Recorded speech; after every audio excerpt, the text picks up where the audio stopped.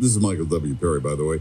And somebody asked me the other day, Mike, you always say that America has plenty of oil. We don't need to buy any oil for America. And then in the next breath, you say, HECO for Hawaii has to buy oil from other countries, some of them who don't like us very much, Russia and, places like that. Well, which one is it? It's both of them. And the reason comes down to three very important words for the state of Hawaii: the Jones Act. Man who really knows this because they've done extensive research at his Grassroot Institute, Dr. Kelii Akina. Dr. Akina, how you doing today? Michael, good morning. It's a great day in Hawaii, beautiful weather. My heart goes out to all those who are still trying to recover from the Kona lows. No kidding. And it's such a euphemism for horror, Kona low. It doesn't sound like it's bad like it was, but we've been through it and we'll get through it.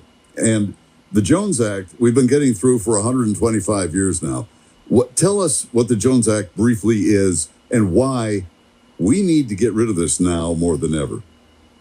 Well, it's an old-fashioned, antiquated law from the 1920s, which basically says if we're going to ship any product between two United States ports, it has to be done on a ship that is built in the United States. There's some other rules, like it has to be mostly crewed by Americans, flagged American, and owned American. But that one law that says these ships have to be built in the United States has pretty much resulted in a huge shortage of ships because we don't build ships very much. We don't. Not in America. No, we don't. Most of the shipbuilding's done in Europe and Asia. That's correct.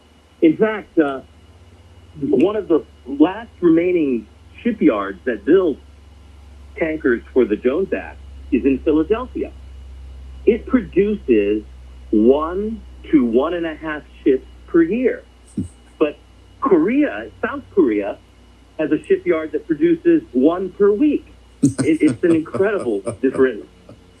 Oh, man. And by the way, our ships cost up to 5 times as much.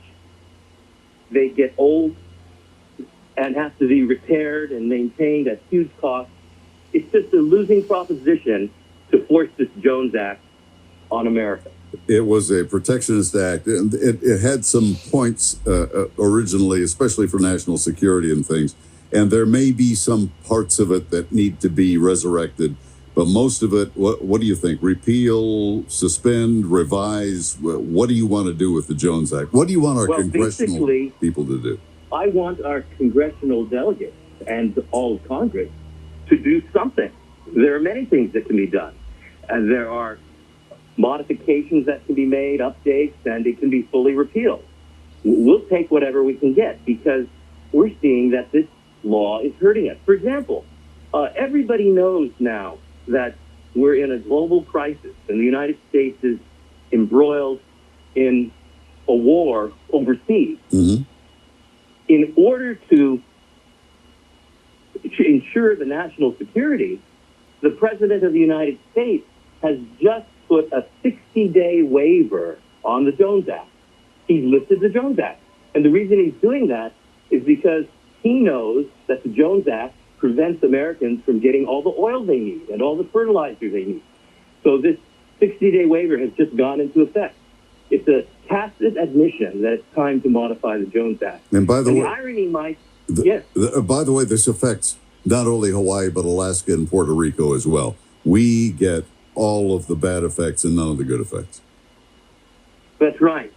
Grassroot Institute has studied this and found that we basically pay a surcharge of $1.2 billion a year in Hawaii alone because of the Jones Act. But we also have rising prices in fuel. We also have a shortage of fertilizer. And so this is one of the things that happens when our supply chain is restricted through the Jones Act. And that would be very nice to ask one of our congressional delegates if we can ever find them.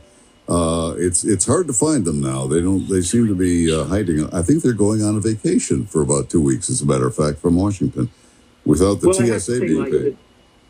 Yes, I have to say, Mike, that there's one congressional delegate, Ed Case, who gets it. We worked with him at the Grassroot Institute, and Representative Ed Case is calling for amending the Jones Act.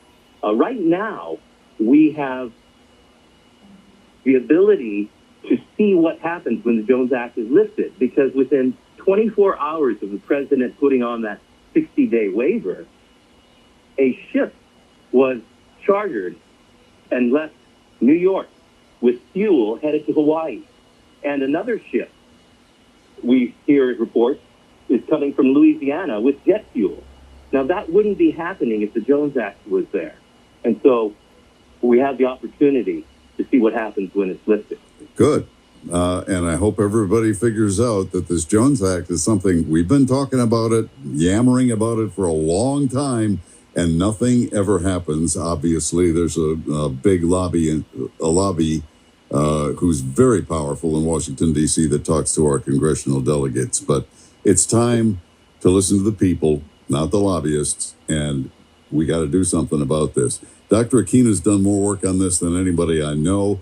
Go to grassrootinstitute.org, grassrootinstitute.org. They have an entire white paper on the whole thing. It's everything you need to know about the Jones Act, and it's a compilation of all the research that's ever been done on it. It's right there. That's right. All you got to do is read it. You know, Mike, there's something terribly wrong when it becomes necessary during a time of war to waive a law that was intended to strengthen national security. It's time to change the Jones Act. Absolutely. Dr. Akina, thank you so much. Kelii Akina from Dr. Kelii Akina from Grassroot Institute. Appreciate it very much. Mike, appreciate you and all your listeners. Aloha.